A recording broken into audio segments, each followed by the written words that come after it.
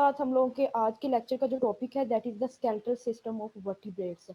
हम जो है वो स्केलेटल सिस्टम को पढ़ चुके हैं और स्केलेटल सिस्टम की टाइप्स को भी जो है वो स्टडी कर चुके हैं। अब उसके बाद जो है वो हमने पढ़ना है स्केलेटल सिस्टम ऑफ वर्टिब्रेट्स। तो अगर हम जो है वो वर्टिब्रेट्स के स्केलेटल सिस्टम की बात करें तो हमें पता है कि वर्टिब्रेट्स का skeletal system mainly composed of two types of tissues and at supportive tissue, as you can see in this slide, are basically two types of supportive tissues. One is cartilage and other is bone. तो basically bones जो हैं और cartilage जो हैं ये vertebrate किसी भी vertebrate including human जो है और मैमल्स इनमें जो है वो बोन्स और कार्टिलेज एक्ट कर रहे हैं बॉडी को सपोर्ट करने के लिए और बॉडी का एंडोस्केलेटन डेवलप करने के लिए। तो अगर जो है वो ओवरऑल बात करें कि which type of skeletal system found in vertebrates, then vertebrates have endoskeleton system, and we know that endoskeleton system means that there are supportive tissues like bone, cartilage, are here to support or protect the body internally or internally support and provide the site for the attachment of muscles as well. So mainly there are two types of tissues as I have told before. उसके बाद आपके पास जो है वो cartilage. Cartilage क्या है? अगर दो टाइप्स ऑफ टिश्यूज हैं तो उनमें सबसे पहले जो है वो हमने कार्टिलेज के अबाउट पढ़ना है। तो कार्टिलेज क्या है? बेसिकली एक कनेक्टिव टिश्यूज है जो आप लोगों को इस डायग्राम में भी नजर आएगा कि किसी भी दो बोन्स के दरमियान में एक कनेक्टिव टिश्यू मौजूद होता है। वो कनेक्टिव टिश्यू बेसिकली क्या करता है? दो बोन्स को ज्वाइन करवाने में या दो बोन्स को मूवमेंट के लिए जो है हेल्प करता है। तो basically it provides a cushion like protection between the two bones for the movement or for the sliding purpose of those bones। तो किसी भी जॉइंट्स पर जो है वो कनेक्टिव टिश्यू का काम क्या है कि ये उन जॉइंट्स को और उस साइट को जो है वो मूवमेंट में हेल्प करवाता है। ठीक है जी। तो connective tissue softer than bone provide site for muscle attachment present at joints as you can see in this diagram. After that जी उसके बाद कार्टिलेज जो है वो आपके पास कौन कौन से सेल्स और कौन कौन सी जो है वो एसेंशियल कॉन्स्टिट्यूएंट से मिलकर बना हुआ है। तो cartilage is basically first of all is composed of chondrocytes. Chondrocytes जो है, कॉन्ड्रोसाइट्स भी दो वर्ड से बेटा मिलकर बना है। First is chondro which means cartilage, cytes mean cells. तो cartilaginous cells are basically chondrocytes और दो cells which produce and maintain cartilage matrix. Basically ये जो कुशन लाइक मटेरियल में यूज कर रही हूँ वर्ड, तो ये जो मटेरियल है ये जो स्लाइडिंग मूवमेंट में हेल्प कर रहा है, this is basically matrix. So this mattress is provided by a cartilage by producing or by the presence of these cells which are known as chondrocytes। तो कार्टिलेज मैट्रेस बनाने में chondrocytes का जो है वो रोल इन्वॉल्व है। उसके बाद सेकंड नंबर पर cartilages are composed of fibres. तो फाइबर्स क्या है? किसी भी आप अगर साइटोप्लाज्मिक मैट्रिक्स के अंदर भी बात करें तो फाइबर्स जो होते हैं these are basically present here to provide a resistance against tensile forces.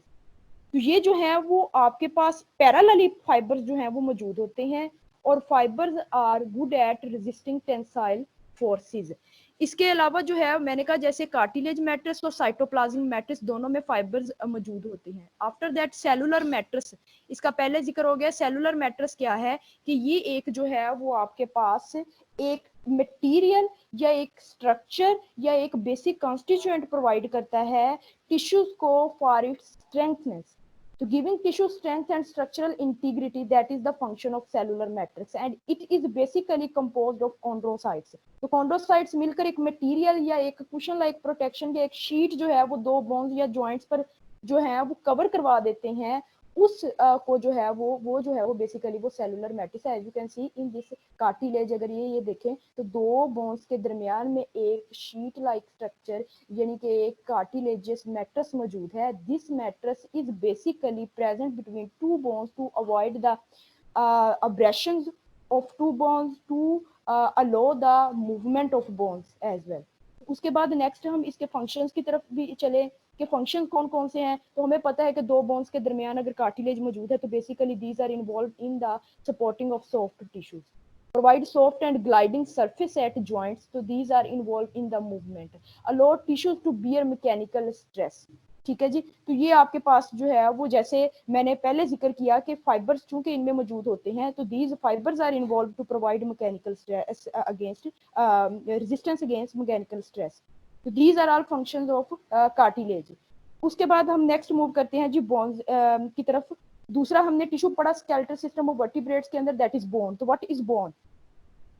Second connective tissue which is present as an endoskeleton in the skeletal system of vertebrates, and this bone is rigid as compared to cartilage।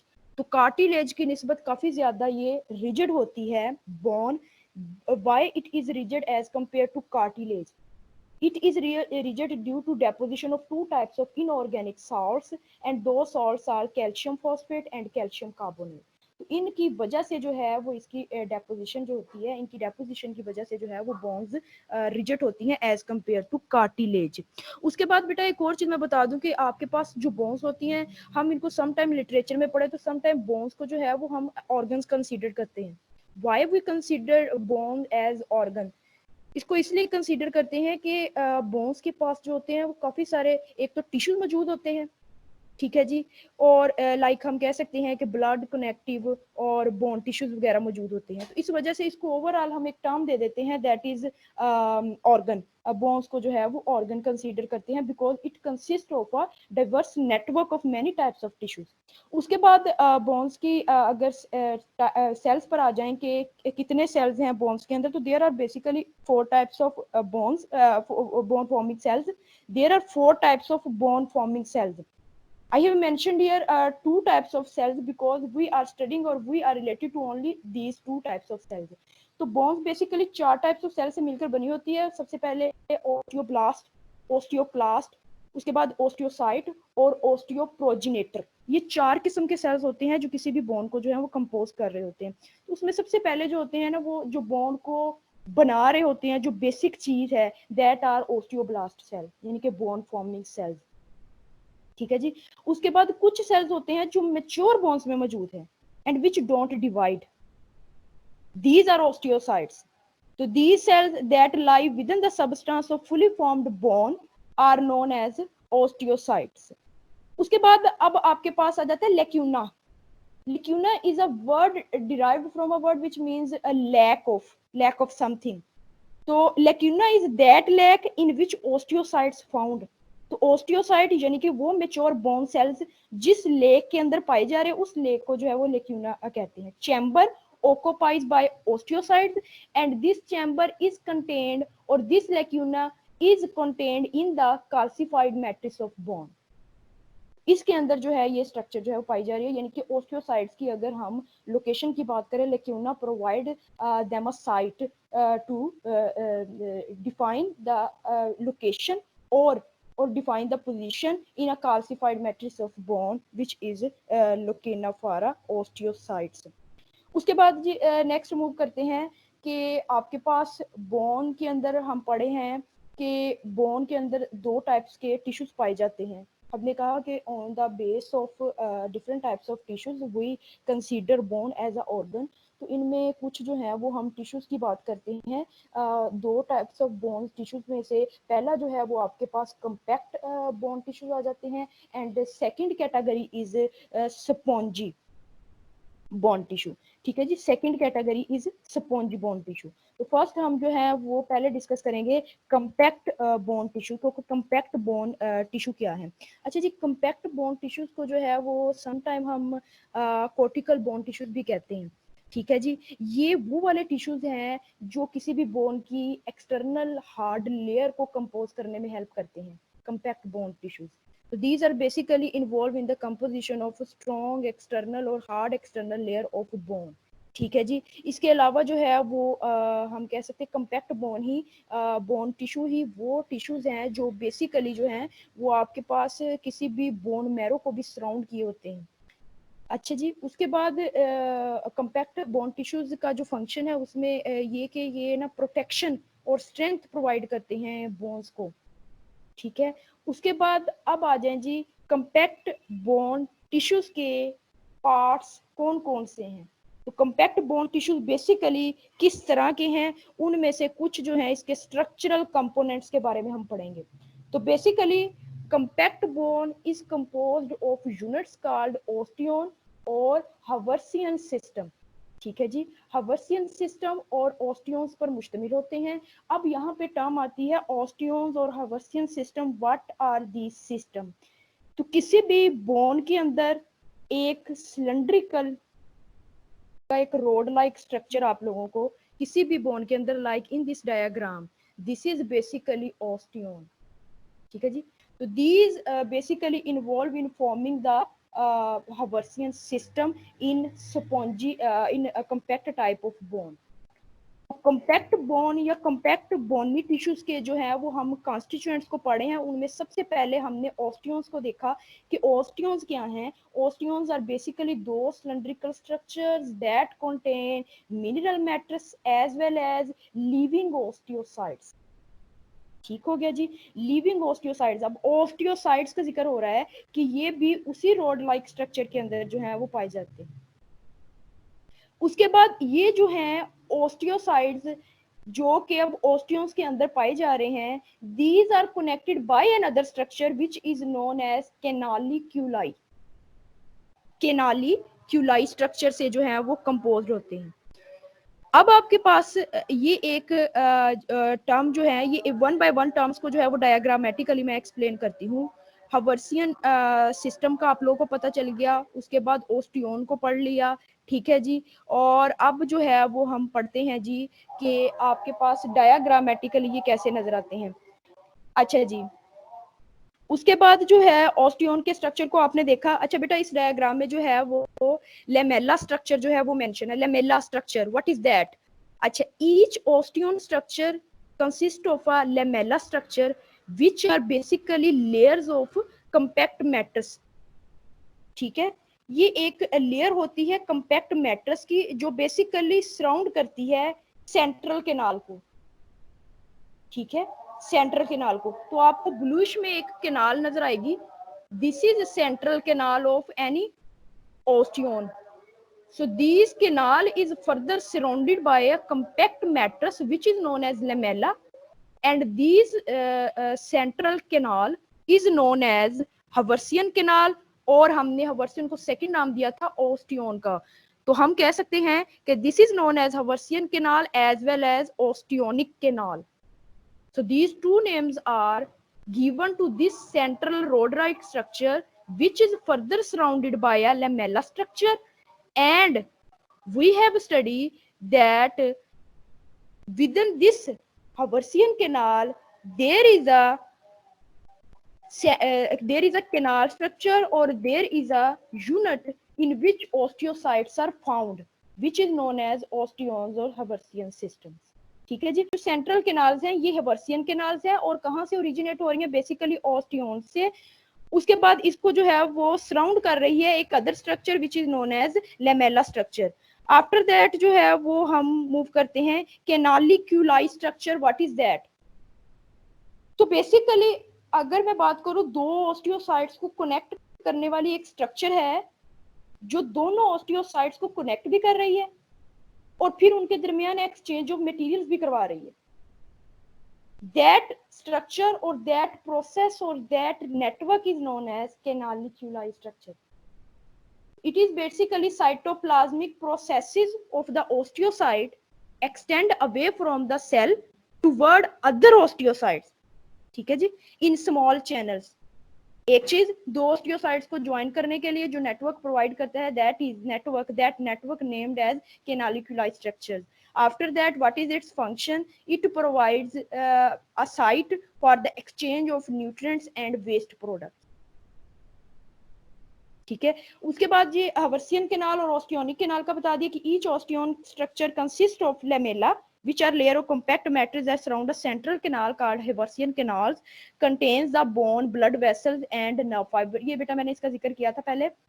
ये जो है आपके पास ये ऑस्टियोन ही वो structures है जिसमें से आपके पास जो है वो ब्लड वेसल सिस्टम और नर्व फाइबर्स जो है वो कंटेन कर रहे होते हैं ये स्ट्रक्चर जो है। और इसी सेंस में जो है वो हम बोन को कह रहे होते हैं कि ये हम कंसीडर करते हैं इसको as a organ because it contains multiple type of tissue. इसी बेस पर जो है वो इसको कह देते हैं कि मल्टीपल टाइप ऑफ टिश्यूज पर मुश्तमिल होती है। उसके बाद ये स्ट्रक्चर मैंने आप लोगों को शो करवा दिया कि इसमें जो है वो कम्पैक्ट बोन की स्ट्रक्चर जो है, कम्पैक्ट बोन टिश्यूज जो है उनकी स्ट्रक्चर कैसी है। तो compact bone basically external layer of bone बना रही है। एक्सटर्नल लेयर ऑफ बोन के अंदर आपके पास लेमेला स्ट्रक्चर मौजूद है और लेमेला के बाद जो है वो आपके पास ओस्टियोन मौजूद है, हवर्सियन केनाल मौजूद है। तो ये सारे स्ट्रक्चर हैं, ये कंपोज करते हैं किसी भी कम्पैक्ट बोन की स्ट्रक्चर को। ठीक है जी, नेक्स्ट अब हम मूव करते हैं जी, आपके पास second type of bone tissues जो है वो हमने पढ़े हैं, that is spongy bone tissues.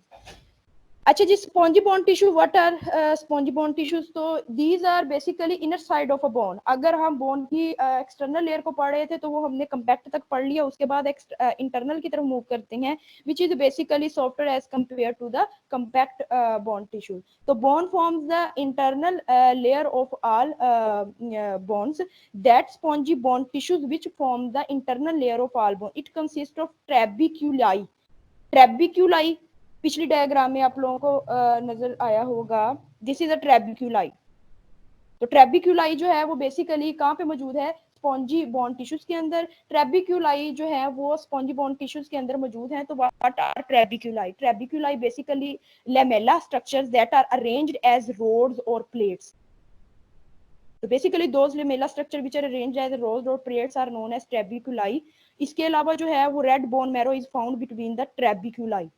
तो बोन मैरो। अच्छा जी, दूसरी एक और चीज जो है वो हम कहते हैं कि बोन जो है is a site for the composition of many types of, are the formation of many types of cells, blood cells. तो ब्लड सेल्स को बनाने, बोन मैरो को जनरेट करने के लिए जो है वो बोन हेल्पफुल है। तो बोन मैरो जो है वो कहाँ पे पाया जा रहा है? वो आपके पास जो है वो इस स्पॉन्जी बोन टिश्यू के अंदर, यानी कि इंटरनल बोन के अंदर मौजूद है, बिटवीन द ट्रेबिक्यूलाई स्ट्रक्चर।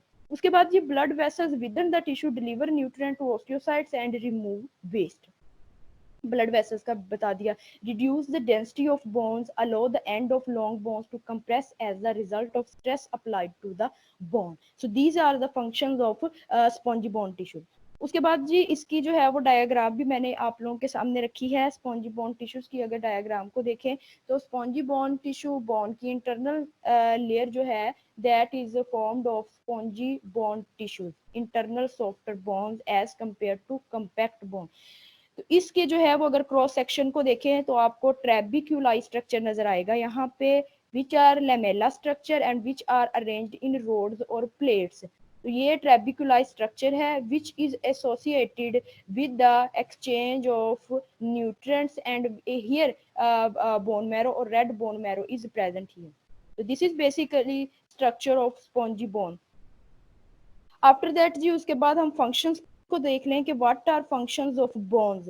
तो बोन्स का सबसे पहले अगर एंडोस्केलेटन में बोन्स का जिक्र करें तो हमें पता है कि बोन्स जो है वो सपोर्टिव टिश्यूज हैं, सपोर्ट प्रोवाइड करते हैं किसी भी ऑर्गेनिज्म की बॉडी के लिए। सेकंड नंबर पर जो है वो आपके पास इसी स्लाइड्स के अकॉर्डिंग जो है वो चलते हैं कि give the body its shape, definitely it provide a site for the attachment of muscles and give a firmity as well as shape to the body of any organism, support the body weights, protection of soft organs। ठीक है जी, movement due to attached skeletal muscle joint act as a lever, storage of minerals. ठीक है जी, मिनरलाइज्ड tissues के बारे में हमने एक lecture में पढ़ा था। उस बेस पर जो है वो इसको because of the storage of minerals like calcium, iron, ठीक है जी, उसकी बेस पर जो है वो इनको मिनरलाइज्ड जो है वो टिश्यूज भी बोला जाता है। तो storage of minerals as well as fats, mainly calcium and phosphate. उसके बाद blood cell formation, as we know that these are involve in the formation of blood cells, so red and white blood cells and platelets are formed in the red marrow या red bone marrow of spongy bone.